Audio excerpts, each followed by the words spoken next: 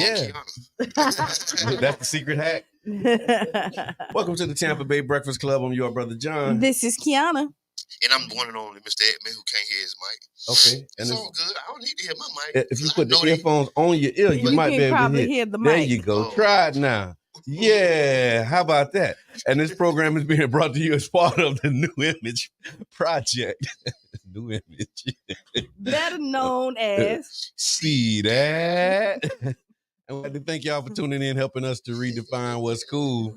Because smart is the new gangsta. baby. And if you don't know, now you know. No. And all 24, Mr. Edmund is gonna be Mr. Edmund. Yeah. Consistently, Mr. Mm-hmm. Okay.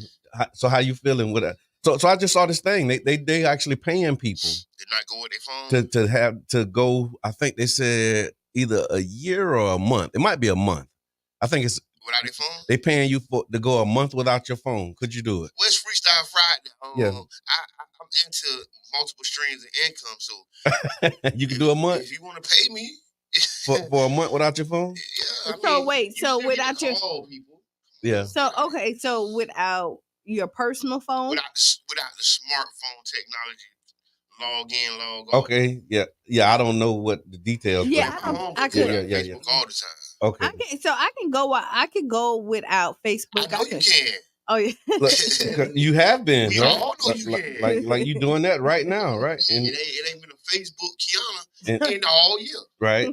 At real time. Like you going without it right now. They need to cut you a check. As we speak. See, that's what I'm talking about. As we speak, y'all. Could you go without your phone? I could. I think I could. Oh. I mean, especially for a check. And I still got my laptop. The brouhaha. Okay, so if I still have my laptop, then I can go because I can do everything from I can still make phone calls, text, everything from my phone, my laptop. And I think the point of the study or the trial or whatever that thing is to help people start to transition into like the digital detox. So to help you, start to wean yourself away from. So can I from the technology? Go ahead. I'll go after you. Well, you know how it's so interesting that they'll give us the technology or give us the drugs, and then also give us the cure or the detox. You ain't never noticed that? Yeah. There is an industry that's around the product, and then it's a whole nother industry that emerges from the use of the product. Yep. Yeah, that's par for the course. That's capitalism at its finest. Yeah, that 101, baby, 101. At its finest. So I'm gonna help you detox from the detox. Okay. Yeah, inbox me. Yeah, Mr. Edmund. Yeah. They help you detox from the detox. You need to be detoxed, don't you? Everybody cleansing themselves and stuff. So only reason. Kind of, sort of, something like. Kind of, sort of, something like. Cleanses. You got all kinds of cleanses. Clean yourself from your internet. Yeah. You do be needing cleanses though. Yeah, I agree. You do. So the other than like it's Freestyle Friday, y'all. Just so y'all know, get ready, because it's Freestyle Friday. You never know. You need a cleanse. Go. But what I was gonna say is that other than like, I could go without my phone other than like work purposes. Okay. Yeah. Other than work purposes. Yeah, I mean, you gotta. I could be without. If I had like just my work phone, right? You can take it. I can talk to whoever after hours. So how about like technology? Period. No, that's the biggest excuse. I need it for work. Oh yeah. Oh yeah. Now you done. Yeah. You heard that by other illicit drugs? I need it for work. Well, they putting drugs in schools, and the kids need it for school. They saying. What drugs you got? Ritalin. But see, Adderall. But see, Ritalin is a response to the drug called sugar. And I'm glad we talking about this. Okay. Because I was actually talking with my little son about the products of sugar. We was at the grocery store, and I was showing him how to read the labels. Okay, good, right? So good. Reading the labels, fructose, high fructose corn syrup, amino acids, and all that stuff, right? And one of the things that we noticed, all the products have sugar content, right? Yep. Plus added sugars. Yeah. Yeah. See, that's what I told him. See, you see where it says sugar's at? And then look under it. What it say? Added sugars. And it's just as much, if not more, sugar than the original sugar content. And then they don't tell you the percentage of sugar. Because if you look at like each of the values, it'll tell you the percentage of your daily value. But when you get to sugar, you know this ain't no percentage. Like that's intentional too. No, because you shouldn't have no sugar at all. Yeah. You don't need it, especially not the homogenized sugar that we intake. Processed, refined. Yeah. I say homogenized because they bleach it white. Okay. Like milk. Okay. Do you know what I mean? Because sugar ain't white. That's what I'm telling my son. Yeah. You know, natural sugar. Yeah. Natural sugar. And it comes from sugar cane and other agave and other sources. Natural vanilla ain't white. What? Yeah. It's a brownish. Yeah. Vanilla, I ain't saying white. Yeah, natural vanilla. Not like when you not like natural vanilla, it's not white. When you look at like vanilla taste, and when you like if you're a baker or something like that, you know the vanilla is not white. Not brown. You're right. Shout out to the bakers. Yeah. And I ain't talking about Anita Baker, but shout out to them. There's some bakers in St. Pete too. What's up, Baker? The Baker family. I know the bakers. Yeah. Well, since we're talking about baking, shout out to Sweet Sisters. Sweet Sisters. Bro, if you need all your sweet needs, your baking. Yes.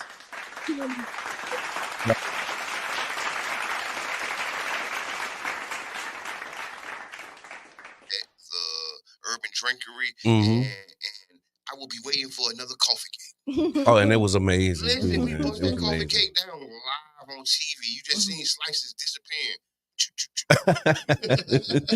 Yeah, they did. If you put the time lapse on it, you see them disappearing, y'all. So this cold, man. Y'all ready for the cold snap? I think we need it. I think we need it because this was the hottest. Last year was the hottest year on record.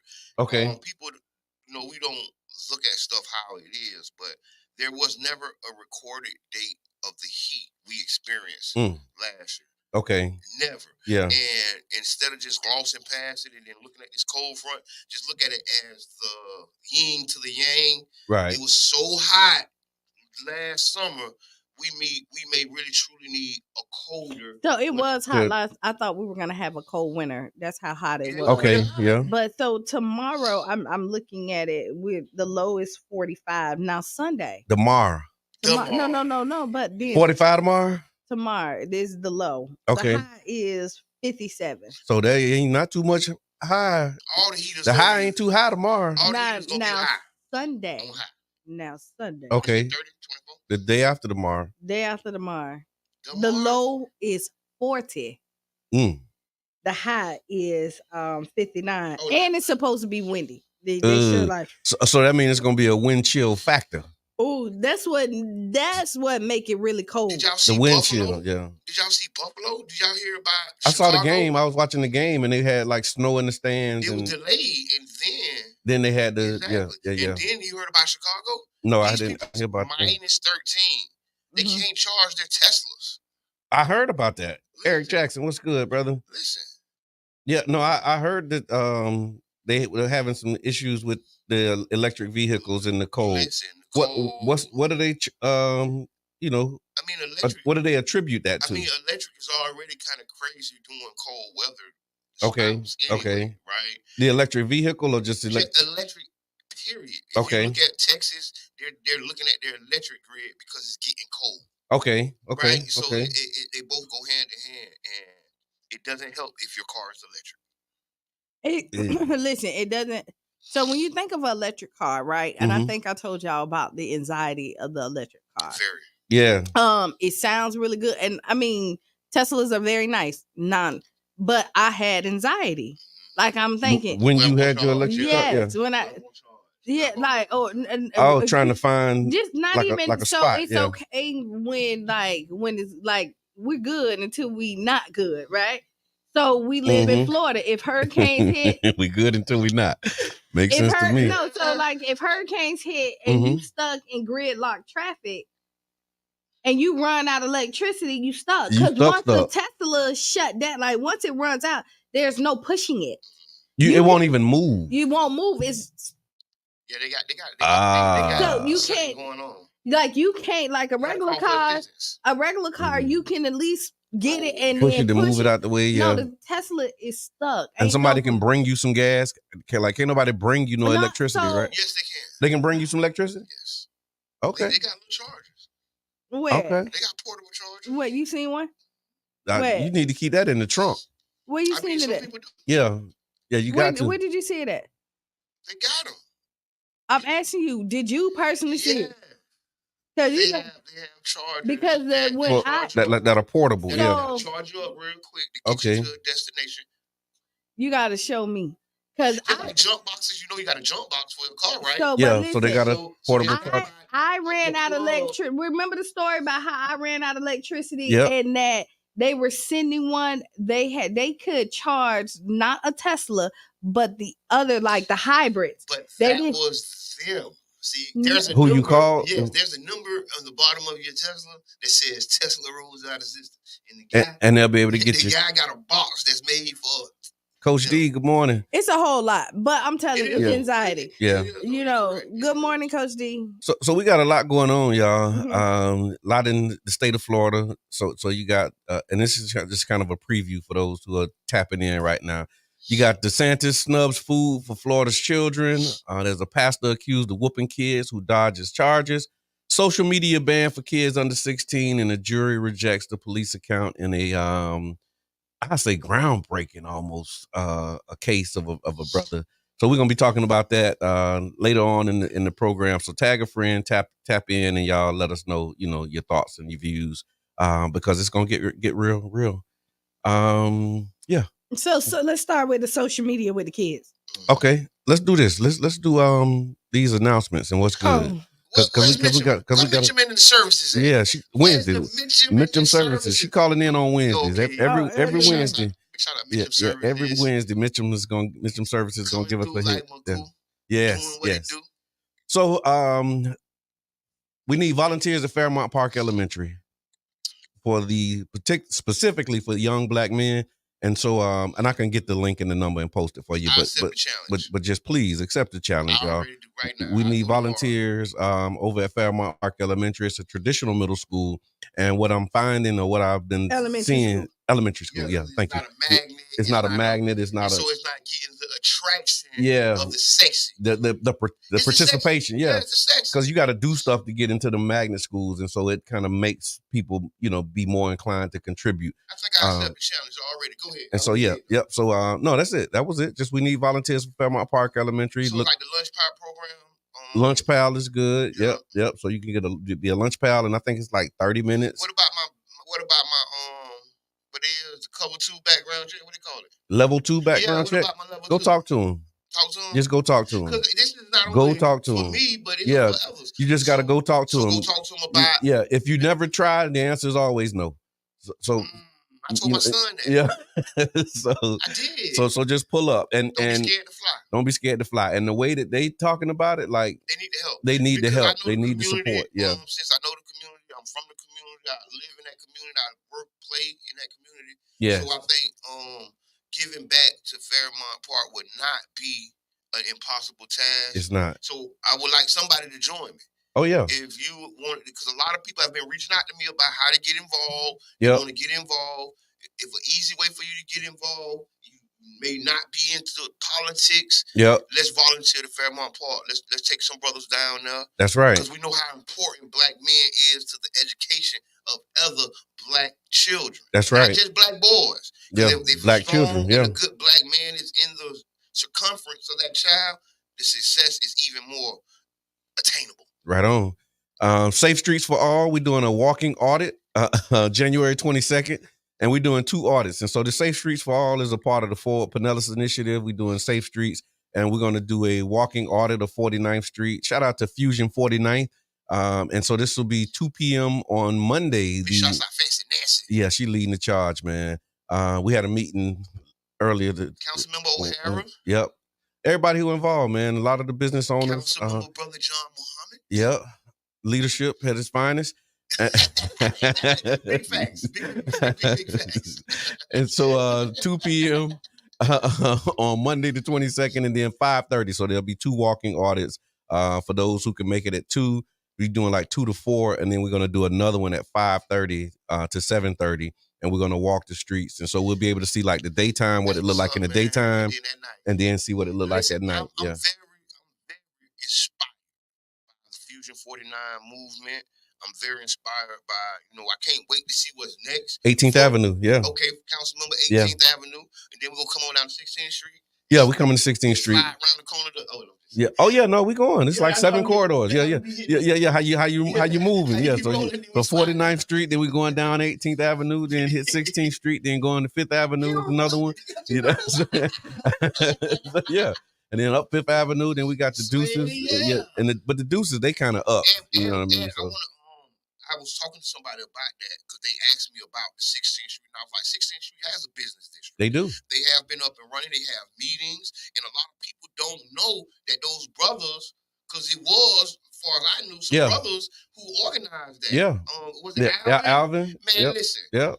Every time I speak with Mr. Alvin, it's a powerful conversation because he's full of knowledge. Oh, yeah. And it's not the necessarily politically active brother that you would think, you know what I'm saying? But he's a business owner, right? He's a businessman, and he's taken the responsibility of his district, his business district, and I love it for him. And we need more participation over there. So that's another one. We're gonna be working with 16th Street to see how we can engage more businesses.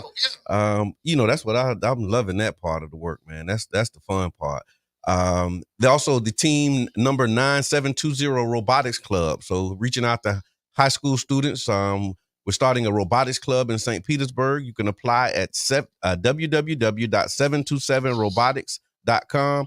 Membership is free and is being provided by St. Pete Strong / the Dream Faith Foundation. 727 robotics.com. Yeah, go and apply. Go apply because they're gonna the teams are gonna build their own robot. Yep. And then it's submitted into a competition that they're doing. And so I'm going. I got some churn to send. Yeah. Go ahead. Yeah, have them apply. I'm pre-register. Pre-register. Get in the queue so that you can be ready. I'm finna pre-register a few right? Get them ready for you. Man, what you say? And then the last thing that I have, y'all, is, of course, the ongoing feedback around the community benefits on the historic gas plant. I heard y'all talking about that on Wednesday. We're going to continue to elevate that conversation, man, because it's necessary. So the CBAC, the Community Benefits Advisory Council meetings are held every Tuesday at 5:30 at City Hall this month. So you got 2 more meetings, right? It's been 2 so far. And Mr. Edmond, you got something on that? What's your hot take? My thing is, there's not enough Black community members involved in this process. Yeah. And so up until now, I've just been saying community members. I've been saying community. Yeah, broadly. And now, as we 2 meetings away from the end of this discussion, I'm calling out the Black residents of South St. Pete and the greater St. Petersburg in general. Right. Former residents of the gas plant, descendants of residents of the gas plant, people who live in Lower Park, people who live in Cooper's Quarters, whether you had a business, whether you rented or whether you own. We're calling out the Black community members to come out and be a part of this process. Things are moving fast. They are. Don't be intimidated from the large numbers. Don't be intimidated from the data that you don't know, right? Because that's what a lot of, I just don't know. I don't listen. You don't know till you know. Yeah. Listen, pull up, speak your mind, speak your heart. You can write your city council members. You can write the mayor. This process is going to define the next 35, 40 years of our lives here in St. Pete. That's right. And if we're not a part of it, we might be under that railroad track. Remember they said that Black people came in and built the railroad track? Now we might be under the railroad track if we're not involved. And then the other thing too, y'all, you can come and even if you don't have anything to say, just listen. Yeah, and see what they talking about. And because what happens is I've seen where people come and they've said it, at City Hall, where they came to listen and like they get up on the mic and they was like, I didn't intend to speak, but after hearing y'all say da da da da da, here are my thoughts. That's me at the first meeting. You know what I'm saying? I didn't come to speak. Yeah. I really came to listen and be informed and learn. Right. And I thought it was important for me to speak because and one of the things we talked about what I said, but one of the things I was saying is that the future of our community sits with that community. That committee. With that committee, in to a degree, because their final report will go to city council. So city council is going to have the final say. What they recommend, or don't recommend, right? And city council has been pretty responsive to that committee. Yes. So let's say historically that those committees have had say-so on what went on. So if this Trop deal is different, then forgive me. But if it's the same as it been, this committee is very, very important. Yeah, the committees definitely have weight, and there are opportunities to join some committees. We're gonna post that as well, because there's a lot of city boards. So when you ask people how they can get involved, like you got the nuisance abatement board, you got these advisory board positions and roles. They're available in the city for people who want to get involved and do something. And like you said, we need more Black people on these boards, man, because we are directly impacted by a lot of the decisions that are made. A lot of the policy, recommendations that they impact our community, and a lot of times we're not there. We're not participating. And as Coach D said, don't complain after. I mean, I ain't gonna tell you not to complain, but just know that complaining afterwards, like after you miss the bus, you're gonna have to do some things to catch up. So don't miss the bus. Don't miss the bus. And I want to say this: our voices are impactful and needed throughout this entire process. Right. So even when they say the input sessions are over, keep talking. Even when they say, we've taken all the input that we need, continue to elevate your voice. Continue to organize, continue to be heard, because it doesn't stop when they say it stops. And the other part of it is you don't have to wait until these meetings. Like Thursdays in city council, you can come and give your input. You can write an email. You can send an email. Day. Yeah. You can email, you can send it in. So there's ways for you to make your voice heard and get your thoughts, your ideas, your suggestions, your recommendations, all of that added to the soup. And so y'all make sure that y'all, tap in, man. Tap in. That's all I got. Oh, do I have anything? I do. I got a lot. I don't even know where to start. This is amazing. Start at the beginning. So this has been an amazing year so far. We began 19 days in. Yeah. We've been engaged. I say that too. We've been involved. The community has, been interested in things they ain't necessarily been interested in. Because I'm telling you, I posted about the surveys. It was 86 surveys that's being used to guide the direction of the CBAC. The surveys went out in December, and they ended in January. My post had 100 people on it. So more people liked the post and commented on the post than did the survey. So in my mind, that's interesting. It is. Yeah. Because in my Fun mind, fact. people care, right? Yeah. But their access to participation may not be there. Yeah. Right? And everybody can go to stpete.org and look up stuff. Everybody can get on their phone. Oh, but can everybody? Yeah, and the other part of this too, and I was thinking about this because I was really reflecting on your no deadline remarks for comment. And in order to compile data and give a report, you got to be able to say, okay, this is the data that we're going to use to do the report, because every new input is going to change. So you'll never be able to. So like how they came in. So they hold on. Because you're ready to pounce. Just think about what I'm saying. Think about what I'm saying. Because just like they came in and they said, we have 86 people. Now you got 86 people, and then they're doing breakouts for this 13 for this, 10 for that. It takes time to put that together. And if you constantly doing this every day, to put 86 surveys together, you'd be surprised. You'd be surprised. In order to make me even more surprised, if they open it up for continued communication. That would, because there's ways and there's technology that you can use. But I understand. And the fact is, the contractor is going to have continuous input, right? The mayor and the city staff is going to have continuous input. So the people should. It shouldn't be a deadline, because to be honest, you must compile. The compilation deadline would be Friday. Yeah. Right? But and if I don't say Friday. But your input is continually needed. No, I got you. See how I can so you continue to add input, but just know that if you don't get it by the time we compile it, it ain't gonna be in. So you gotta meet the deadline. And we will revisit, because we are continuing. This is a 30-year process. So with that in mind, a 2-week process. So that's what's happening now. We acting like we choosing dinner. No, that's what's happening. You better have your vote in before because we going to Rock and Crab. No, you what I'm saying is, Rock and Crab? Oh, you better put your name stop on playing, it. Mr. Edmond. You know, at some point you got to do the cutoff. Like, come on, man. Let's be practical and pragmatic for real, man. In 30 years, I should have 90 days to talk about this. I should have 60 days. No. See, that's what I mean. No, but you're gonna have some time because at some point, you agree with me. You shouldn't have 90 days. 30 years. And I don't think that's going to be the case because there's multiple aspects of this development. Like there's multiple aspects. That's why you should say it like that. I think it's being said that way. It's been said that the deadline, after the deadline, closing is hard and fast. I didn't hear that, but okay. That's what deadlines are. Yeah. Instead of just communicating, say, hey, there's a deadline for compilation of the data. Okay, but your that's not being said. Still needed. Okay, and common sense ain't common. I get it.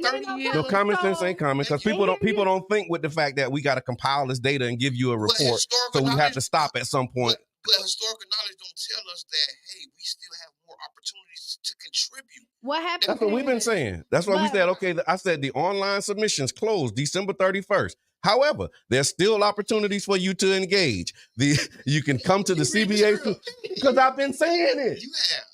And you acting like it ain't been being said. It's been said. It's being said. So now I'm saying it. I can't speak to what's the dominant narrative. I appreciate you. But most of the people who going is people who kind of hearing it from us. Kiana have been quiet. Go ahead, Kiana. Boy, you gotta be glad I ain't got no coffee. It's Freestyle Friday and it's hot in here. I'm just gonna raise my head. Go ahead. But this is a pure example of how you can communicate and everybody hears something different. True. Right? True. And then what Mr. Edmond said, I don't think he wants a and tell me if I'm wrong, because you saying you about to say it wrong. I already know you about to. I already know you wrong. I already know you wrong. He wanted to just be ongoing, looping, keep sending it in, and that's available. You can do that. You can do it, but there has to be some deadline. And I think your problem is that the deadline is too soon for the magnitude and the magnitude of it. You're giving us 2 weeks for a 30-year project. Give us 2 years for this 30-year project. Don't give us 2 weeks. And so we know that, honestly, that there has to be a deadline because anytime you keep on getting input in everybody's opinions, it's going to change. It's going to stop it. And, wait, hold on, I got to think about this. And all this other stuff. So eventually it does have to be a deadline. And I've done surveys and I've done reports. I've done these types of things. And I know as much as you want to hear from everybody, you have to get to a point where it's like, y'all, you need to come on and get it in. Because if it ain't in, I got to do this report. So let's think about a transformational process. So what we're talking about is the traditional process. What I'm speaking of is a transformational process. And this project is where we can experiment and use a transformational model, right? The models that have been used. Not that you don't got to sit back, but you so he coming in hot. He coming in hot. The models that have been used have been traditional models. What I'm proposing is a transformational model, so we can have transformational and historic participation, not minimal participation or limited participation. I'm talking about historic levels of participation, and then people can own the development, so they can feel ownership to it. They can feel like, I was a part of that. People can't feel like that right now. It's only 80. So Monday morning quarterback. This is Monday morning quarterback. The mayor announced the Heinz raise as the developer back in January of last year. That was a year ago. And then the term sheets came out in October.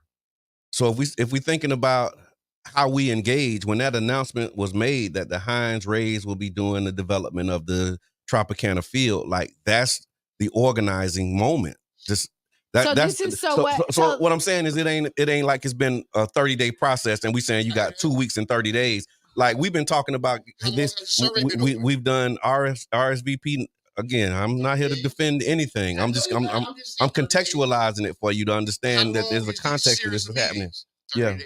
So all I'm saying, that's for this particular aspect of the program. What I'm saying is, what people felt was when that announcement was made, that the decision making was over because the communication was bad. So that's how the way that it was communicated. Exactly. Yeah, So I now, agree. when we get to October, when the term sheet is made, people feel that was decided in January. So now we're at a term sheet stage, and now the term sheet is a very important part of the contract this the deal. and the agreement. Yeah. But guess what? Guess who's missing?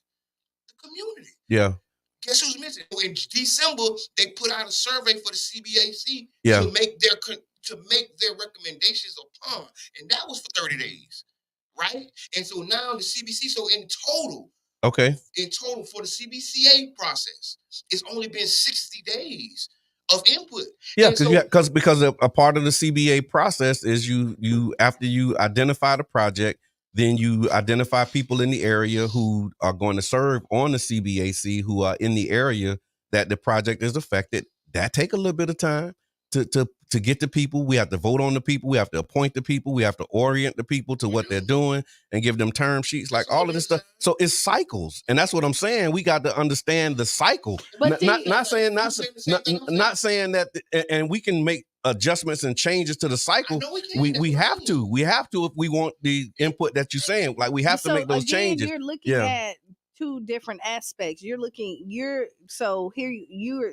councilman who's in the middle of it, and he's the people who just see what comes out. Over here, you can see the work that's being done, but the people don't see it because the communication is not there. So then when you bring out, when the communication comes out, it'd be like, wait, hold on, this all the time we got? And so when you look at it, you can see right here, I see it. where not like that. And I mean, I think right here, you can see where the breakdown is between the city and the community. And so right now, right here, we can see. And that's why you go to D7 Speaks. Because right. But this is when you be like, okay, when you have that aha moment, now what do we do to fix this so that we are meeting at the same place at the same time and everybody feel like they're involved? Exactly. And so there has to be somewhere, and city, I know y'all listening, there has to be somewhere where there is somebody that is actively communicating, like the liaison of the community and the city, where it's like, hey, this is what's doing, and constantly in communication with both, so either party does not feel like they're left out. And I want to remind y'all that just yesterday I was sitting where he's sitting. So I have that perspective. You know what I'm saying? And as I'm moving into this space now, it's expanding my perspective. And again, context and a lot of this stuff matters. And so I hear that. It's not that I'm dismissing it, but I'm also offering up a different perspective, because what we do is we champion and we beating down, we trying to pound in through a door, and we think that it's just the door is just locked. We don't realize that the door is locked. It's a chair up against it. They got them Fred Sanford locks on it. So it's like we got to really hit it hard. And so you're coming, and I'm going to say this, and I don't think you're like, hey, cheer here, and he like, no, there. It's just like when you're an employee and you become the boss. And we've been doing this for 12 years. And what I'm doing is 12 years kind of just painting the picture. It's like when you're an employee and then you become the boss, you realize how hard it is to be the boss. And also that you see the things that the employees don't see or do. But you be like, no, we really working hard, because there's some things, unfortunately. It's like the duck. It's like you see the duck smoothly gliding, but you don't see the feet moving. Yes, sir. But what if the duck ain't smoothly gliding? He pumping and popping. But anyway, long story short. That ain't why you raise your hand. Radical community engagement is what I'm talking about. I'm not talking about the opportunity to engage. So you said community engagement. The reason I say radical. So let me ask you this. When you say radical community engagement, you didn't say radical city engagement. Community engagement. So what is the responsibility of community in this engagement? The responsibility for community in this engagement is to be a part of the development. The responsibility is to be a part, and then the responsibility of the city to ensure and guarantee, and give the proper allotted time and effort, because this is the name of this is equity for the gas plant. That's the name of it. That's why it was stopped. It was January. There was an announcement that there would be equity. It would be equity for the gas plant. So if we're starting like this, if this is how it starts, how equitable has this process been? 86 people. How many of them was black? That's a great question. How many of them lived in the South Side? How many of them are from the gas plant? Great question. See what I'm saying? And then it's not hard to get that information, but do we even want it? No, it's not. And that's the thing. You said it's not hard to get that information. If we really want it, send that email and say, I want this information, because that's what we've been saying. Well, engage with these people who are on this council. Send these emails, because I'm telling you, yesterday, real quick, Piana, yesterday, when I said there's multiple opportunities, it was maybe 6 people who came and spoke about this particular project, the gas plant. And they came and they used their 3 minutes. They gave us documents, which was, I appreciate it, because they came in. Not only did they give us their 3 minutes of dialogue, they gave us their speech.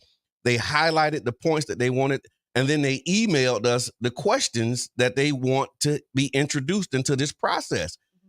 You think they were black people? No, they was retired old white people. But that's what I'm saying. But that's when it retired old white. But here's the thing: you say that, but you forget that there's other meetings. That's not the only meeting. The meeting times are staggered. You have a 9 o'clock meeting, you have a 1:30 meeting, you have a 6 o'clock meeting, and you got email all the time. Okay, wait, Paul. No, you got email 24 hours. So I'm gonna say this, and then we can Elmo. Okay. All right. It's a good call. It's okay. It's a good call. It's a good call. We can come back because we gotta be. No, we gotta talk about DeSantis. We got 30 years to talk about this. I mean, you got to do this though. You gotta do this. And I'm not saying don't do what you're doing. No, and this is because it's needed. It's the agitation, and without that, things don't happen. So keep doing that. So right, but this is not gonna be at you because you're a little bit different, right? But this is what you see, and you're saying it in this process.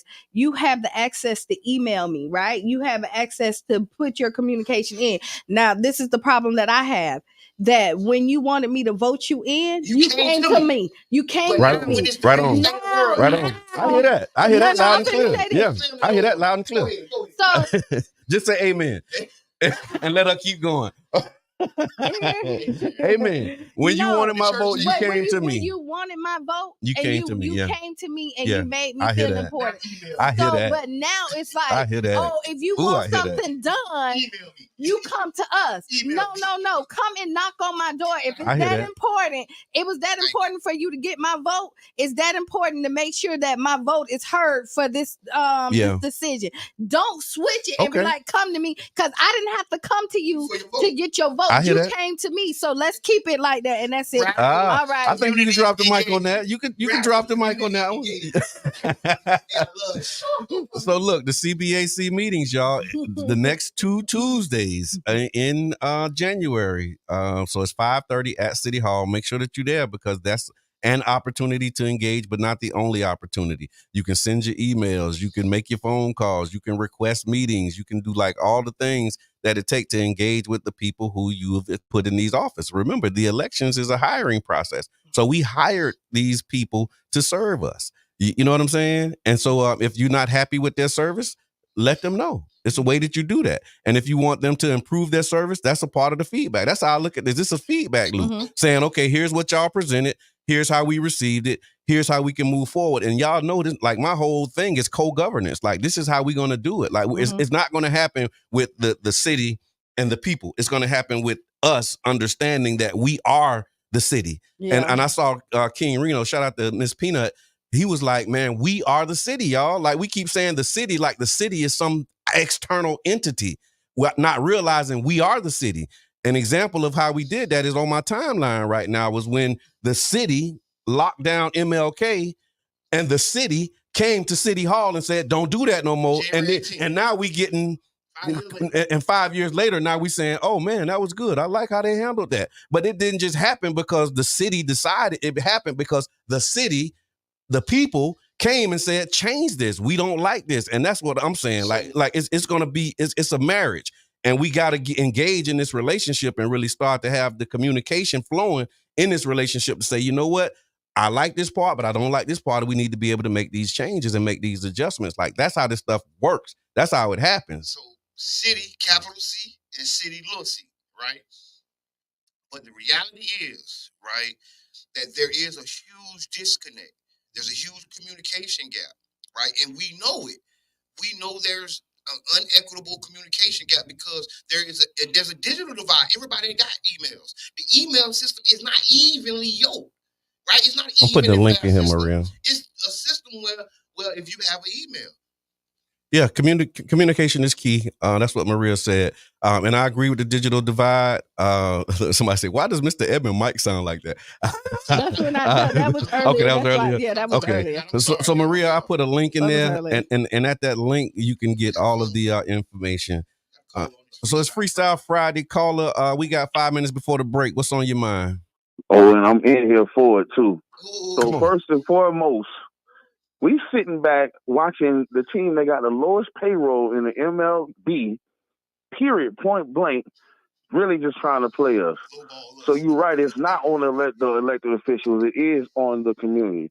And we got to get active, and we got to get activated because we're going to get screwed in the deal.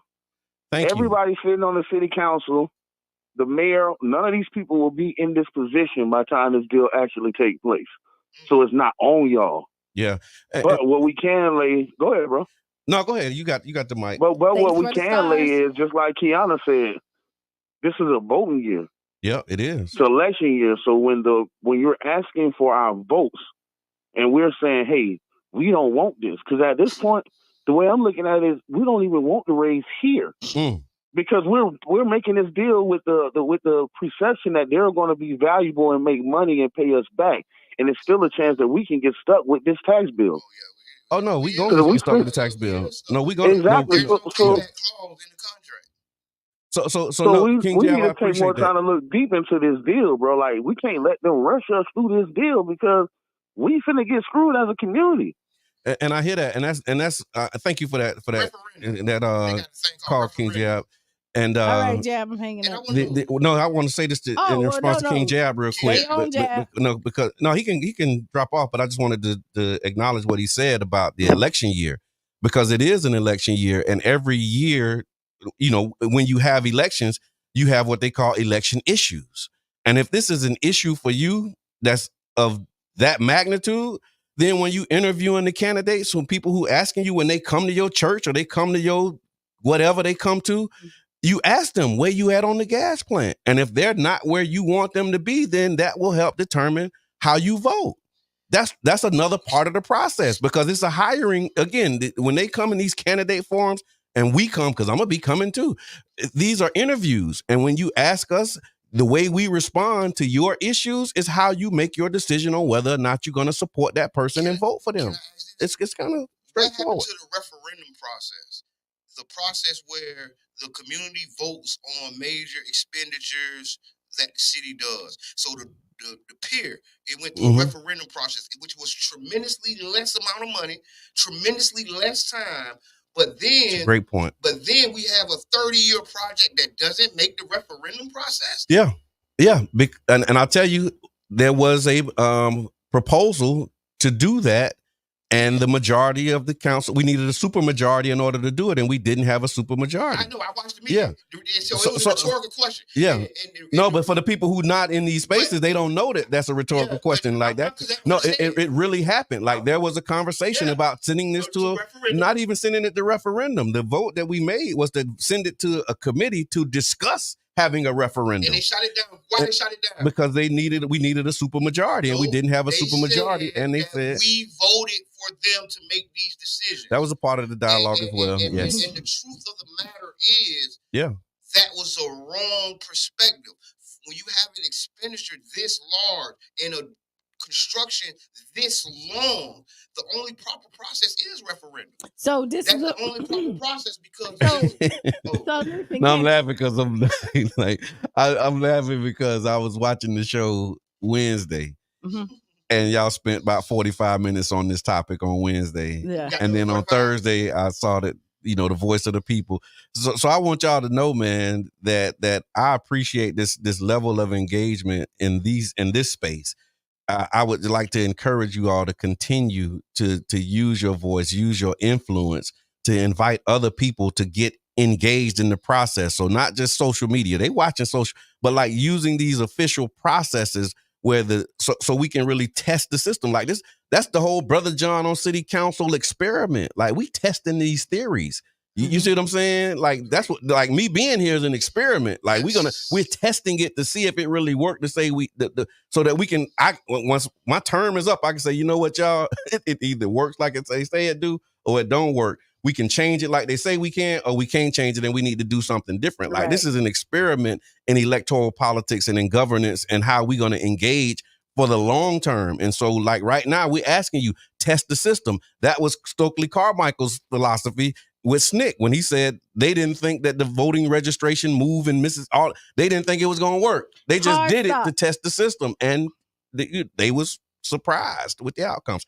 Hard stop, y'all. It's break time. We got a lot of stuff we're gonna talk about at the when we come back. So we're gonna talk about the stuff that's in the headlines. Y'all see the headlines. So we got like this thing with DeSantis. You got the jury stuff. You got the food rejection. It's a lot of stuff happening. A lot of moving pieces. So don't you go nowhere. Tag a friend, and we'll be right back. Stick and stay.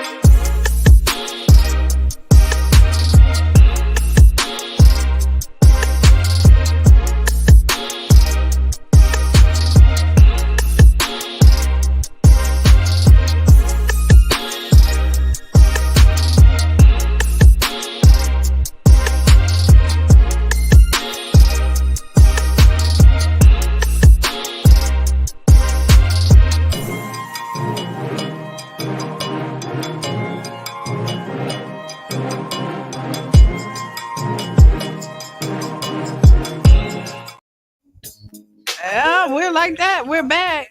Ooh, that was Freestyle Friday for real, y'all. Yeah, because there wasn't no democracy now. Yeah, it was some scooting and booting. Welcome back to the Tampa Bay Breakfast Club. I'm your brother John. This is Kiana. And I'm the one and only Mr. This program is being brought to you as part of the New Image Project of the Community Development and Training Center, aka CDAT. CDAT. And we like to thank y'all for tuning in, helping us to redefine what's cool, because smart is gangsta. Baby. Now you know. No. All right, so yeah, lively conversation. Before the break, if you missed it, you can go back and catch the replay. We were talking about the historic gas plant and your opportunities to engage, feedback, the loop, the cycles, and how we can make some changes to improve this process. So yeah, man, y'all tap in. We gave y'all what's good. We talked about what's happening in the community, 49th Street, a lot of stuff. So let's get into some of these headlines, y'all. Orlando pastor at St. Mark AME's Alpha Learning Academy is at the center of a controversy after whooping 16 students with a belt in response to disruptive behavior. Parents filed complaints alleging child abuse, leading to a legal investigation. The recent announcement by the state attorney Andrew Bain said that the pastor will not face charges, and it has stirred debate about the boundaries of corporal punishment in school. What y'all think? Have y'all seen this story, first of all? I haven't seen the story. Okay.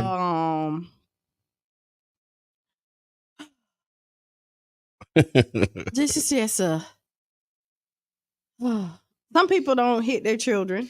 Mm-hmm. And some people don't want other people hitting their children. Some people don't. And some, never mind, I ain't gonna say that. No, but so let me. I think some things there should be a pop. Mm-hmm. I'm not saying abuse anybody. I know when Cheyenne was in, I can just say for me because I can't speak for other parents. When Cheyenne was in elementary, she went to a private school, and they were allowed to discipline. Yeah.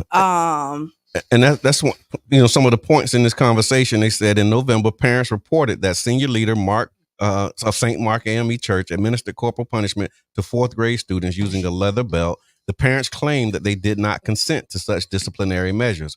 Parents asserted that they were not notified before the corporal punishment and that the school handbook that they received did not include corporal punishment as an approved disciplinary method. That's a whooping. But putting your hands on you. But how it's the wordplay. They're favorable to the corporal punishment because they would have used abuse or they would use another word. So my thought process to this is I'm not for putting your hands on other people's children. I came up in a generation where public school was still doing corporal punishment. I got a couple spankings. And paddling. I got paddled. You got paddled. When you got paddled, did you deserve it? It was abuse. Wait. Pause. Did you deserve it? Be honest. I'm trying to think. Did I deserve to be? Probably not. You don't want deserve to be abused, but probably not. I don't think I deserve to be paddled. I mean, I was doing some stuff, but I think paddling might have been too far. They sprayed me with the paddle, and it traumatized me. Yeah, he would just slap the paddle on the table. Bah! Yeah, he slapped the paddle on my backside. And I'm like, whoa, what is this man talking about? I went, oh, mama, they say they know they can't paddle you because I told them I signed the paper they can't hit you. Oh, yeah. My chest was like that. Because you can't get paddling. And see, then I'm finna tell you, then I don't agree with your mother. Yeah. No, I didn't agree with your mother. You want me to tell you why? Because you came back and being disrespectful after that. No. But what did you just say? I came back with my chest out because you can't whoop me. You exactly right. And so then if as you a black child, I need to have my chest out, not my head down. That's why I'm the way I am today. As a black child, I need to have my chest out, not my head down. That's a bar. I like that. But you don't need to. But when you come in there, and what happens is when you challenge authority, we see this all the time. You must be challenged. Not all the time. No, it's only when you're not in authority. Something just happened and I lost the sound. If you tell you did something and I lost my headphones. Oh, I'm sorry. It was, but if your child right now, because you're saying challenges, and so when you say sit down, and they don't sit down, listen, no. I'm going to be honest. My authority is challenged aggressively by my children. Aggressively, I have to be creative. Right? I got to be creative because they have that rebellious bone in them. right? Yeah. And all you do, you don't suppress the rebellion. What you do is you guide it, because see, the white supremacy way of controlling is suppress the rebellion. It's violence, and snuff it out. But the African way is to guide it. I'm gonna show you where to be aggressive, and I'm gonna show you where to not go with authority. I'm gonna show you how and when to do it. And I think that's a more valuable trait, because those are the people that are harder to program, and those are the people who are going to fight for our rights when they grow up. I want to say this though. Okay. I'm not 100% disagreeing with you. But I hear you. No, but what we're doing, and they need to know when to be children as well.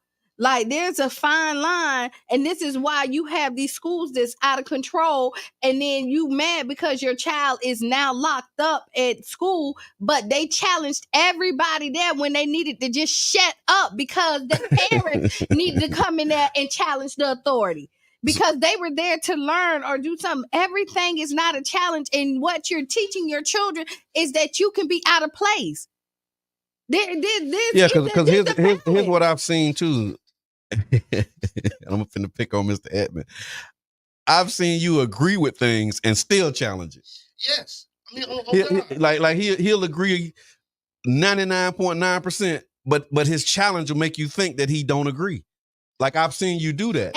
And how much and sometimes that has become counterproductive. In some cases, not all cases, but there are times when it's counterproductive when we have agreement and you just pushing back for the sake of pushing back. I'm going to show you why it's never counterproductive. Okay. Because as we're doing strategy, as we're talking, while we're doing this stuff, we need ulterior thoughts to the table. Okay. If everybody is always in agreement, we're not growing. Of course. So that's a stable datum. So the challenge is to go through those hard conversations to reach growth. Yeah. Right? To push through and be like, well, I didn't think about that. Okay, then what can we do for that? Yeah. And here's the thing. That gets to a point when that question has been answered, and that's when the challenge stops.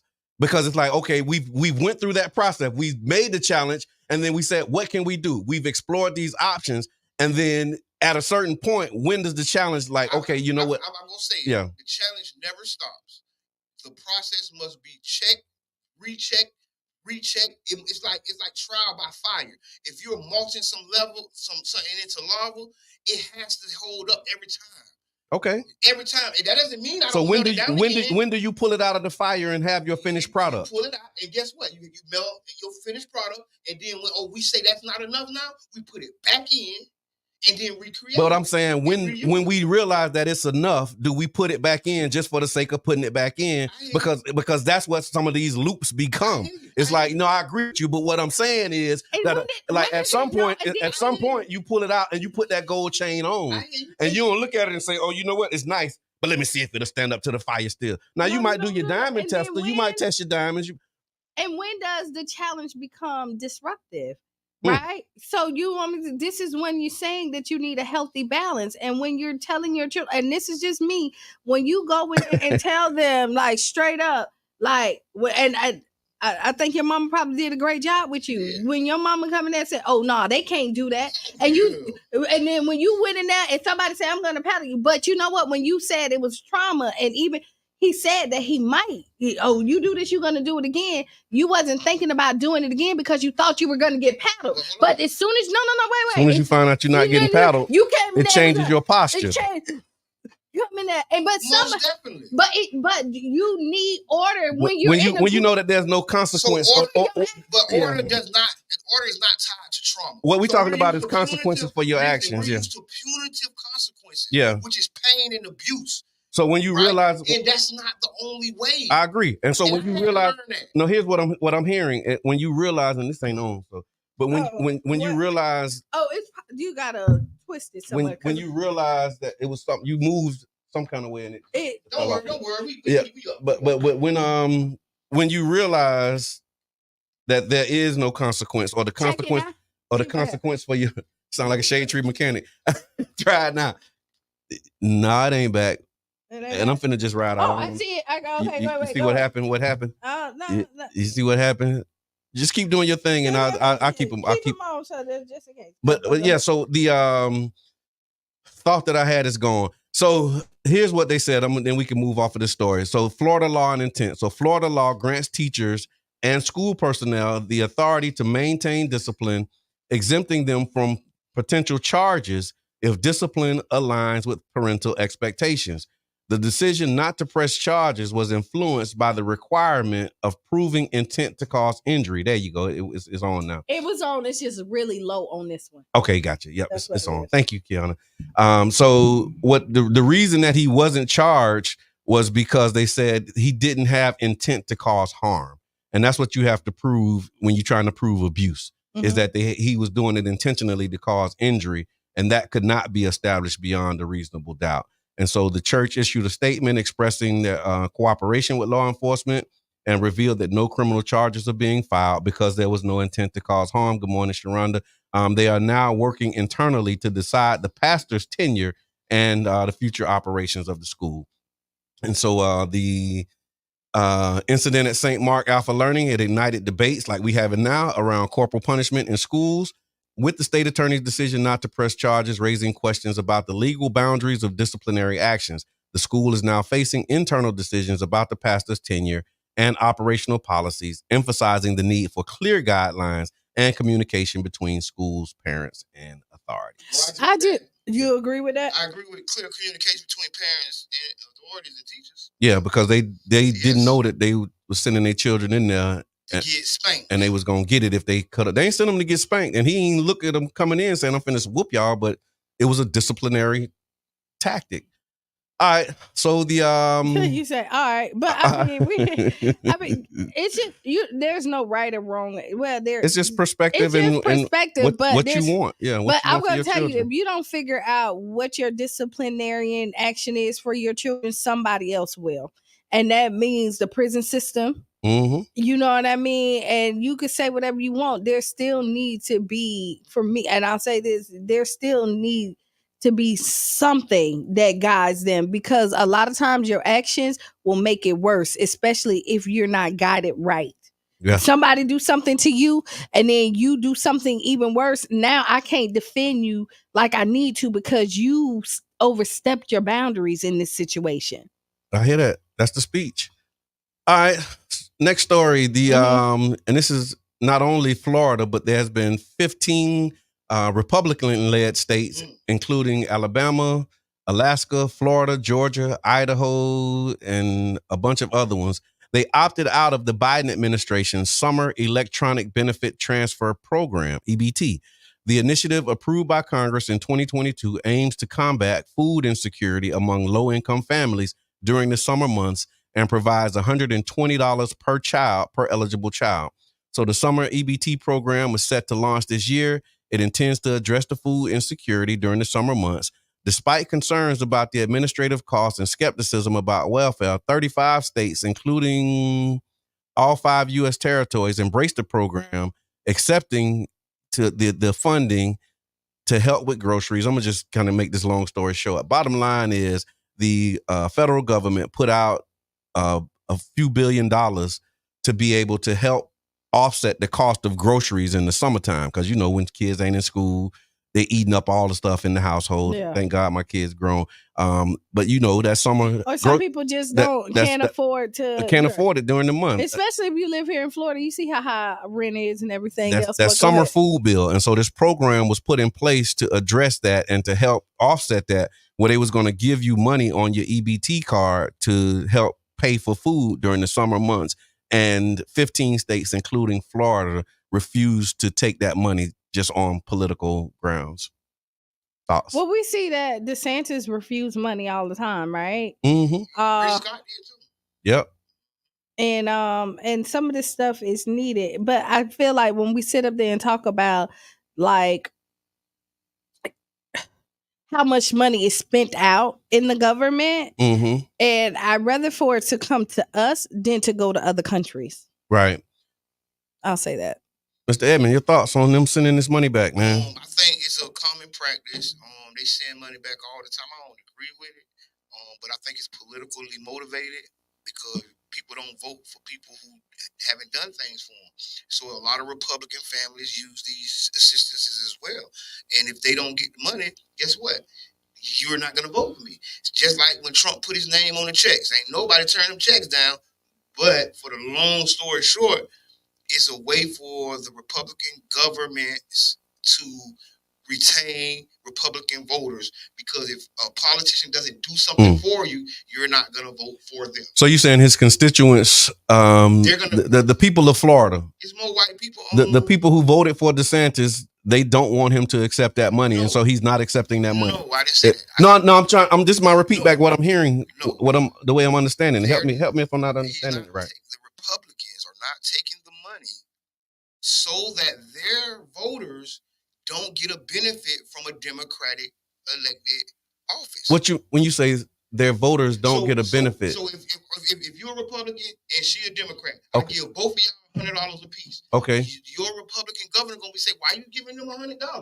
Because they need it. No, get that back. It's fiscal responsibility, and I'm gonna stand on fiscal responsibility. And then the voters who need it say what? I'm gonna stand on fiscal responsibility. I elected you for fiscal responsibility. Thank you for that money. So they're gonna put fiscal responsibility over their own personal needs. Okay. That's what people do. People vote against their self-interest every time. I hear that. It's not black people good at that. And not only black people, white people. No, but black people real good at that though. White people is too, because there are some very when you're right, you're right. There's some very There's a lot of people that vote against their own self-interest. And this is a great example of that. Thank you for that, Mr. Edmond. Thank you for that, because that's the case, and this is one of those cases where you're right, like black, white, Republican, Democrat. We all know that food cost is extremely high. Food insecurity is a real thing, and refusing these funds just on the sake of partisan politics because you don't want to accept dollars coming from the government because it's a Democratic president is crazy to me. St. Petersburg man acquitted. Look at hard transitions. I saw that face. All right, so there's a St. Petersburg man who was acquitted as jurors reject the police narrative of a fatal shooting. A jury found Delvin Ford not guilty of murder charges stemming from a fatal shooting nearly 4 years ago by the Pinellas County Sheriff. I remember this when it happened because they called on me as president of the neighborhood association, because this was a shooting that happened in the neighborhood at the time. And again, I'm abbreviating the story to try and make the long story short. But basically, there was a police officer, a sheriff deputy. He said that he was sitting in an alley following up on a vehicle that had bucked basically multiple traffic stops. And so as he's sitting in the alley, the tents, the windows dark tinted, one of the brothers come out, look at him and, trying to figure out who this is in the car. According to the deputy, he rolled the window down. And when he rolled the window down, the brother said, "Troll," basically letting the deputy know that he knew he was police. Right. Go back in the house, come back out with another brother with a gun, and then get into a gunfight with this police officer. That's the story that the officer told. Right. What you think about that? Typically, if you say troll, you're trying to get people to scatter, to leave. Ain't nobody running. To go in the house and get somebody else. And that don't even make sense. Like, that's what I said at the time. Troll, that means go. Run, like, run. Get away. Not go get your gun and come back and let's get into a gunfight with this police officer. That narrative don't even make sense. And the jury didn't buy it either. I know, because it didn't make sense. But usually they go along with them. So I think, it was a great a great defense attorney. And a strategy, because honestly, whenever the police say something, it's almost gold. Yeah. And that doesn't mean the police are always right. It just means that their word is golden in the court of law. Yeah. And I think that with this case, because they had called me too. Yep. We said the same thing. Look, we said we didn't even talk to each other about it. And that's not the only time we've done that. Yeah. We've done that on other instances where a reporter has called both of us and we've said the identical same thing. But that's another story. You wouldn't get that from the way we talking. No. But listen, the problem was, my first instinct was like, hey, y'all, I'm off the block, man. I went to the School of Hard Knocks, summer day classes and night classes. Yes, sir. And it just doesn't work like that. The police to a hustler, the police is not necessarily the biggest of the threats. And not saying the police aren't in danger, because everybody's in danger when you out there in the streets. Yeah. So the reality is, oftentimes the hustlers run from the police. The police know it. They'll come down, rev their engine just to see the people run. Yeah. Boom, boom, boom, and so long story short, I didn't believe that they thought that it was police to come back out with guns. Right. I thought that, hey, I know how undercovers rock. They'll post up and they'll be in an inconspicuous spot or a very conspicuous spot. Right? And people knock on the doors. Hey, usually the police will show their badge. Usually they will give you, they'll give you an inkling that they are police, law enforcement, feds, or whatever. But the officer, what he said, he dropped the window and he didn't say he showed his badge then. See what I'm saying? He didn't say that. And that's when it clicked in my mind. Oh, he didn't show his badge because he probably was watching them or someone in their vicinity and didn't want to blow his cover. So he just said, hey, y'all leave. And they're like, what? What? It's a head back there sitting in the alley, man, talking about leave. Yeah. Yeah. And then the officer jumped out. We seen the video when the officer jumped out. Yeah, because they said he came out. They said they came out the house with a rifle, waved their hand in the air, and when he jumped out, that's when the officer just started shooting. And one of the brothers died. He was murdered, and then the other one got away. The one who got away, he was shooting too, but he was shooting as he was running. And so they charged him. You know how Florida law is. If they charged him with second-degree murder because the other person got killed, and then they charged him with attempted murder. But again, the jury rejected the narrative. Now here's this concept. Which is crazy. This is the problem that I have with it too. Yeah, they sitting in their house minding their business. Right. I don't know if they doing anything illegal. They was in the studio, I think they said. So they sitting in their house minding their business. Now, most guys I know who are protectors, if they see somebody stranger sitting out, they're gonna walk out. Like, who is that? Who is this? Yeah. Because again, they want to feel protected. Oh, you good? Yeah. You know what I mean? And that's that go in the house and come back out with another guy who got a rifle thing. It's because, like, man, there's somebody sitting in the alley. I don't know what is this? Studio. If they're in the studio, people done tried. They've been targets. They've been targets. I remember one night I'm in at my studio. Somebody, luckily, our door went. Our door went. So it swung out and not in. So you can't kick it in, yeah. Somebody in the back of this is not even the shooting. This isn't even the shooting. This is before the shooting. Somebody go in the back and trying to kick the door in, but they can't because the door it swung out. It swung out. So it stopped them. And by the time we got the police, everything, they was already gone. Boom, boom, boom, boom, boom. But it's targets. Yeah. And so what they're saying is now, because he's been in jail for the last 4 years awaiting trial. He missed the birth of his third daughter, lost his mobile car detailing business. Like, he took some losses as a result of this incident. And so now the family is looking at doing some civil charges. Here's another nuance in this case too. Because we're in America, we got to say it. The officer was also black. Do you think that him being a black officer cheapened lessen his work? Yes. Because if it would have been a white officer, do you think they would have still rejected this narrative? In America. You think it would have been a different outcome if the officer was white? I definitely think it would have been a different outcome. I wouldn't be surprised but the prosecutor ain't gonna do that. But if they tried to charge him, because black officers ain't safe, they get hit across the head harder than their white. Look, Tasha say, "Oh, that makes sense." Now it really makes sense when you know that the officer was black too.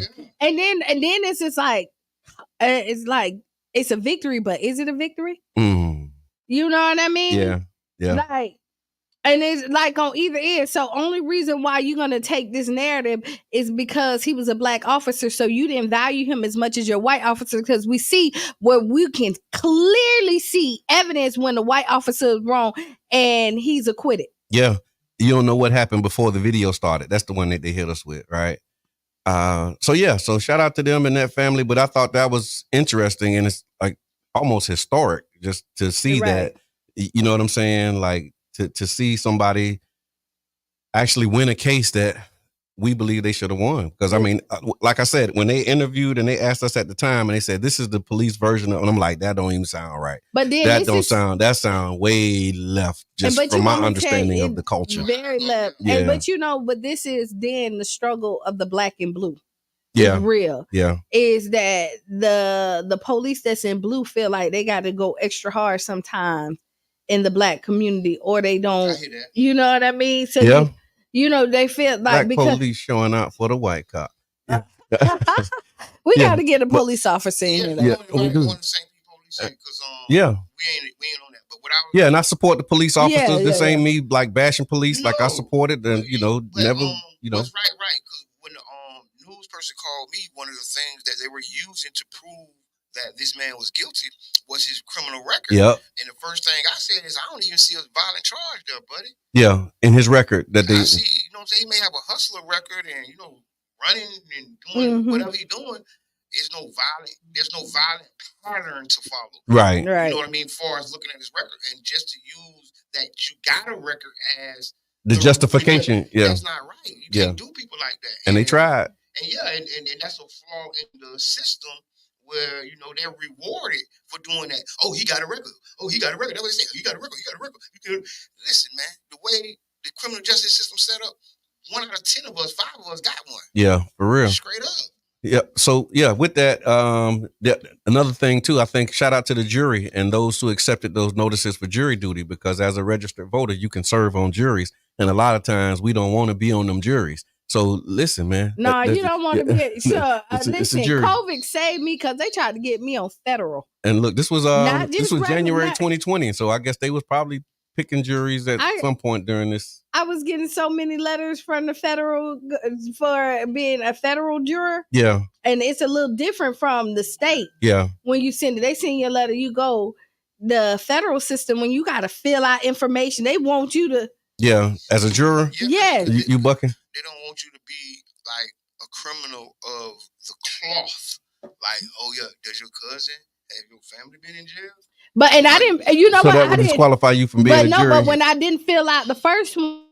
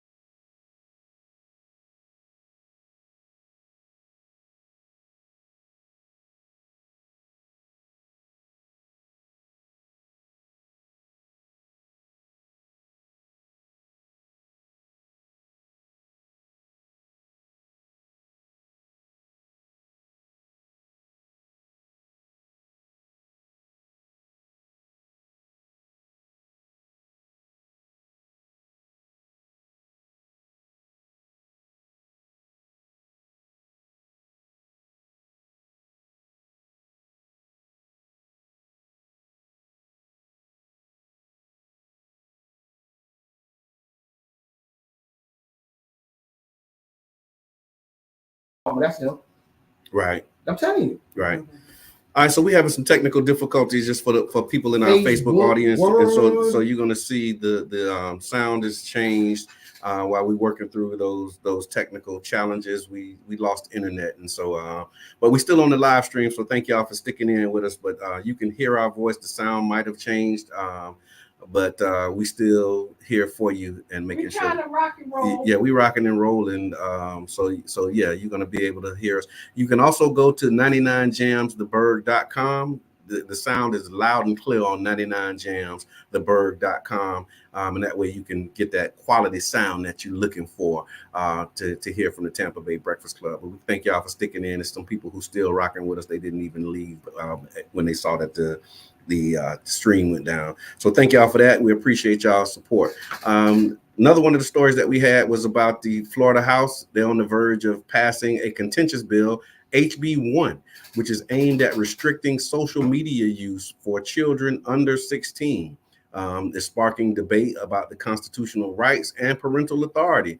Despite the tech industry's warning about potential unconstitutionality, the bill, driven by Speaker Paul Renner, is poised to move forward, and it's igniting a fierce conversation about the balance between protecting minors and preserving individual freedoms. What y'all think? Should they ban internet for children under 16 or not? Internet? I mean, not internet, social media. Thank you. I think that, okay. I don't know. Social media. Because you don't, but this is, okay, you don't want the government to be in your household, but the government is all in your household regardless. Okay. Right? You look at it, they force you get in trouble if you don't send them to school if they're not getting some type of education. Mm-hmm. They're always kind of been the big brother hovering over. Then when you're saying that there's a restriction, then everybody's like, no, but I think that there should be some type of steps to it, like, levels. Right. I don't think you should restrict all the way, but there is levels to it. And I mean, honestly, somebody do a pilot somewhere and see how the kids react. So what I'm gonna say, I hear that, and see how beneficial it is. If they do ban youth from social media, we're gonna have some lawsuits, and then not only are we gonna have lawsuits, we're also gonna have a rebellion of young folks. So it's gonna. We already have that. No, it's gonna be an organized rebellion because them kids are organized, and I'm telling you, the Florida House. They're gonna be organized. The Florida House will flip. You think so? Yes. And so ban it. Do it. So do it. So do it. Would that be a bad thing? Because now we can get would that be a bad thing that now they offer social media and now they're doing something counterproductive and they're organized? So we need people that can actually go out there and get the work done. And right now we got, and not all, because we don't subscribe to all. We got kids that don't. These kids can't even talk to other people because social media. I agree. Guys don't even know how to. Young boys don't even know how to go and approach a woman just to even say, "Hey." But call back. We really want to hear what you got to say. So you know what I mean? Like there's some pros and cons, and we see a group of kids at this point don't know how to interact in real life, and that right there is a problem. Can I interject? But we don't want the overreaching arm of government. The state is a very powerful body, and to have a ban coming from our state like this will be a precedent. There are, what is a ban on alcohol for kids is a ban on tobacco for kids. Now, if you're going to say social media is bad as alcohol and tobacco, what else can you say? Then you can say, oh, y'all don't need to be playing PlayStation then. They got violent games. Okay, now y'all don't need to be listening to certain songs because the music bad. And not that I don't agree with either one of those statements. Yeah. I don't feel it's the place of my elected officials, especially from Tallahassee, right? A bunch of old white guys. Let's keep it 1,000. Who up there? We got a couple black people, but it's the good old boy network. And the good old boy network hasn't done a lot of positive things for our community. So here's what they're saying. So it's parental rights versus state intervention. Supporters argue, this is the supporters argument, and then we'll get into the other part of it. But supporters argue that The harms of social media on children's mental health outweighs the benefits. However, critics, including Meta and tech industry groups NetChoice, contend that parents should have the autonomy to decide if their children use social media, emphasizing the potential violations. And so they're saying this is a parental issue, not a state issue. That's kind of what I'm hearing from you, Mr. Edmond. And then Meta expressed reservations about the bill's draft, stating it fails to empower parents and lacks industry-wide standards. Net Choice raised constitutional concerns, citing potential violations of minors' First Amendment rights, and comparing the bill to previous blocked attempts in other states. The bill also proposes using independent organizations for age verification. Here you go. So the bill proposes using independent organizations for age verification during the account creation process, sparking concerns about data privacy and constitutionality. I think so. I'm going to say I think that there should be something. Okay. I don't think that they should restrict, but there's some stuff that our children shouldn't be seeing. And should that is that a government thing, or is that a parental thing? Because what if your parents are right with you, having a social media account at age 16? What if you're a social media influencer and you helping mom pay some bills with them TikTok checks, and now you 14 or 15 and you can't get that social media check no more? You can, but it's age appropriate. Okay. You know what I mean? Like we sitting over here bucking the system, but in other countries you see where it works when they don't feed all their children all this garbage. Yeah. And so we're fighting to keep garbage. Like we're fighting for McDonald's to be fed to our children every day. No, not fighting fighting for the option. If you think you want to have McDonald's, then you got the right to have McDonald's. We ain't fighting for you to feed it to them. We're not fighting for them to be on social media. So I'm gonna tell you there's more. Yeah. Now I'm gonna say this is I probably vote if it came in, I would vote no for the bill. Now let me just would not support it, but I would not support it. But making the case for it, like there's something that has to be done. I think there should be something. Is this it? Maybe not. Maybe not. But there is other fights that we can do. Like if you're talking about parental rights, you're looking at in the court system, the parents can't even go and say, hey, my child needs help. I want to send them to boot camp without the child having to sign off on it. But the courts can then send your child to boot camp, but the parent can't without the sign. So then, when you're looking at it, there's bigger fights that we really should be fighting other than social media. Yeah, I agree with that. Absolutely. And I want to add that this is just adding to the cultural wars. So what people don't know, social media is a part of a culture. Right. So that's why everybody ain't on it, because everybody ain't inside of the digital technology. Yeah. Social media. Everybody don't listen to heavy metal, rock and roll. Yeah. And what they're banking on is that the people who don't agree with social media will agree with them and support this bill and support them after the bill is passed. But I think that it will backfire because you're encroaching on freedom that even Republicans don't like. Yeah. Republicans are all about freedom, gun rights, freedom of speech. This is basic Republican talking points. Here's the perspective of the lawmakers. So the co-sponsor highlighted the bill as a bold measure, recognizing the perceived harm of social media to young people.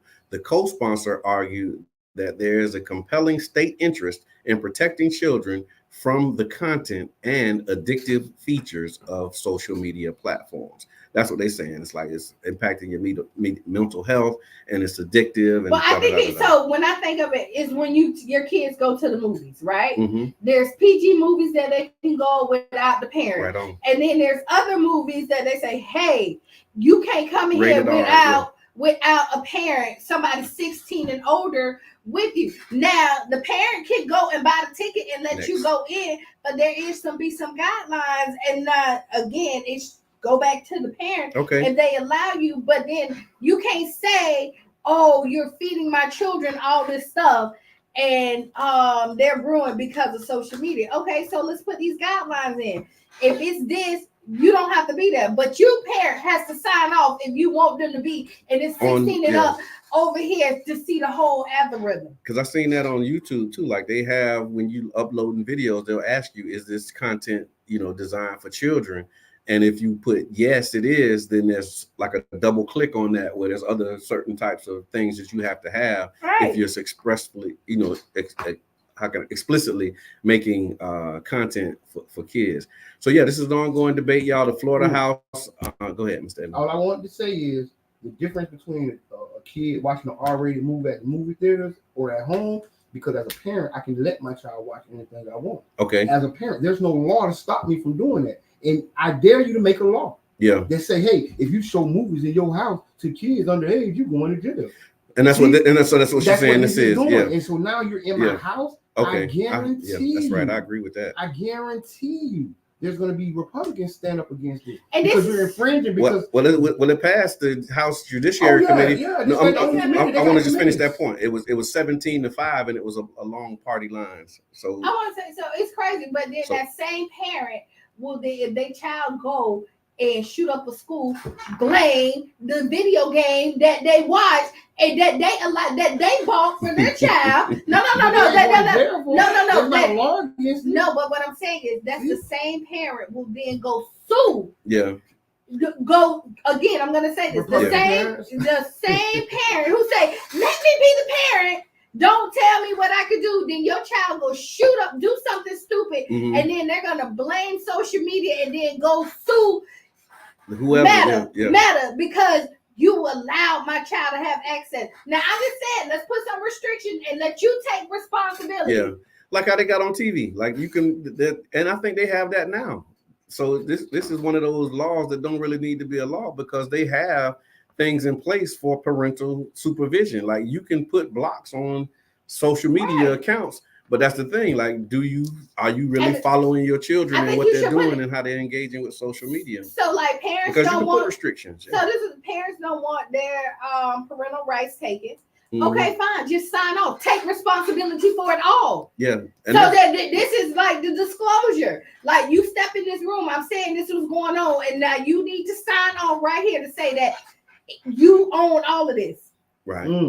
So I'm gonna conclude with this. The Florida House's push for social media restriction reflects a challenging tug of war between protecting minors and respecting individual rights. With the tech industry sounding alarm bells over potential constitutional flaws, the legislation fate remains uncertain and is also raising crucial questions about the role of the state, parental authority, and the constitutional rights of the young users in a digital age. We got 10 minutes. Can we talk about the Sankofa project? We can. What about the ex-Kiana? Okay, let's do that Monday. We'll talk about Sankofa Monday because I do have an Ask Kiana, and it was in the description. Hold on, let's see. So the Ask Kiana, but yeah, Sankofa is a big deal. We need to talk about. I mean, do you can't Sankofa? Can we get it in 10 minutes? Probably not. Yeah, no. Probably not. No, because I got a lot of thoughts on that.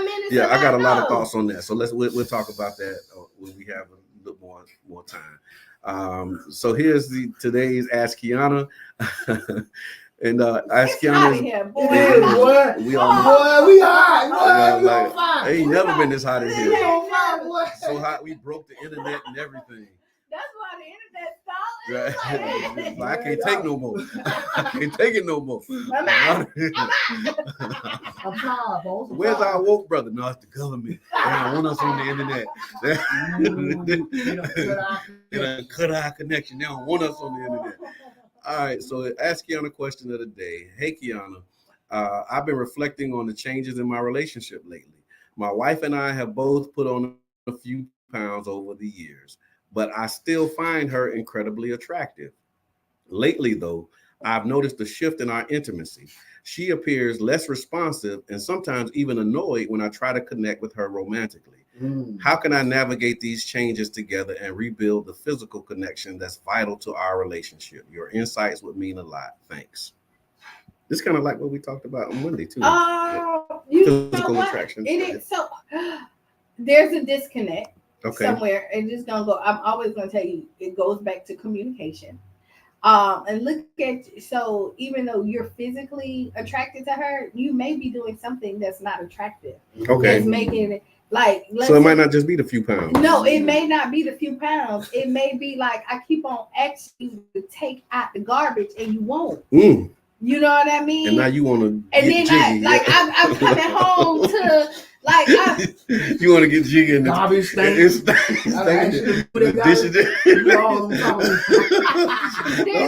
my God! I keep telling you, you know what I mean, and I don't know your situation. It's like, dang, can you keep a job?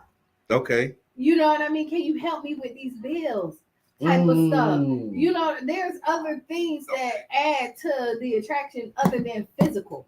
Okay. That makes you not. And then are you making her feel that she's attractive? You know what I mean? Just because you find her incredibly attractive. Are you making her feel? Because again, she may be insecure about her weight. Are you reinforcing your attraction to her other than just trying to sleep with her? Okay. Because hey, at the end of the day, you want to do what you need to do. Boom. Is that the only time she fit you? You know what I mean? Are you doing what you did when you first got her when she had the extra couple of pounds? So there's a little things that you need to do. What I will say is communicate with her, ask her what's going on, and then self-reflect and see what you could do to maybe spark that. Be a little bit more romantic. Maybe she tired of the same old. We're hey, you just want me to roll you up. Oh my God, that's it. No, I'm good. Yeah. You know what I mean? I'm good. Yeah, because that's what he said. It says she's less responsive and sometimes even annoyed. Right, because it's she right, you kind of feeling the wife on this one, right? Not even that. You ain't working. And the guy was there. You got a job. You sleep. Ain't nothing sexy about none of that. No, I'm just saying I want foreplay. Okay. You know what I mean? So I want mix kisses. it up a little bit. I want kisses. I don't want to just a wham. She may feel like you're less valuing what y'all have. You are lowering. No, I'm just saying no. Put the clip away. No, I'm just giving you a perspective. I hear your perspective. These are things for you to examine. Yeah, these are things that you consider. These are considerations.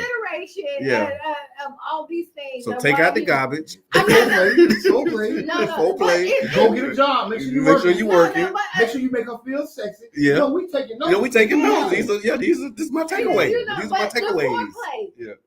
And foreplay it can start way before you actually get in the bed. You gotta preheat the oven, my brother. You know, you gotta preheat the oven. Trying to put the pot in. Yeah, you gotta preheat the oven. And she probably don't feel wanted or valued.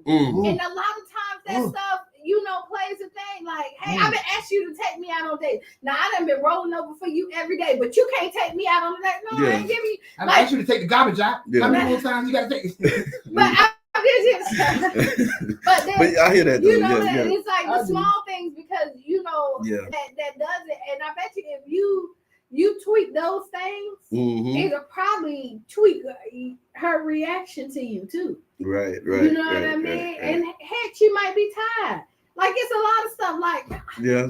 So I think this kind of goes back to the fundamentals of all relationships is communication. It's communication. Have the conversation and broach the topic. Don't be all upset and mad. Just point out to her that you've noticed this change and see if you can get to the bottom of what the change is. Probably how this communication gonna go. Okay, I get it, but I've been asking you to do all this other thing. Now I'm just gonna reflection. It's you want me to change, but I've been asking you to do this change, and you didn't see it any importance. But now that I have to do this. So let me ask. So I think the question that you asked to start the conversation will determine how the conversation goes. Yeah. So if you frame the conversation in a way that you're making her the blame for this, then you're going to have a bad conversation because she's going to defend her position. But if you're really saying, look, baby, I'm starting to get concerned because every time we try to make a move, what's going on? Is it, you all right? Everything good? Because I'm noticing this change. And then you do it not from a perspective of what's in it for you, even though that is a part of the conversation, but you're concerned about her. I'm concerned, what's going on? Especially if you know that y'all usually get down and y'all roll a certain kind of way, and you're not doing that, like, yo, baby, what's good? You all right? What's happening?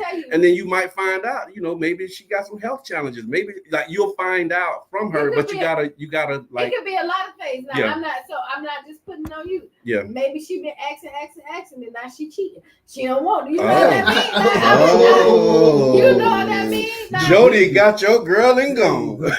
She's standing on it. Ain't no sense in coming home. You know that. Oh, wow. Hey, why is the clock going backwards? It is going backwards. I'm standing like we sitting here, the clock going backwards, the internet down. What are we talking about here? We in the Twilight Zone. And we in the crock pot. For real, we cooking. It's like lucid dreaming. Take over your dream. We need to turn on that fan over there. Like, we got 2 minutes. We're going to be out of here, y'all. But we're going to be out of here pretty soon. We done made it. Yeah, it's free. Yeah, we survived. It's Freestyle Friday, man. So yeah, that's what you heard Kiana's advice, man. There could be a lot of things, but I'm going to tell you is go back and communicate. But people are creatures of habit. Yeah. And if something changed, that means something has changed. Ooh, if something changed, that means something has changed. I agree with that. All right, so again, y'all go back. Make sure that you go back to the top of the show, because at the top of the show, we talked about all of the ways that you can get involved in the community. There, not all of them, but a lot of ways that you can get involved in the community and things that are going on around you.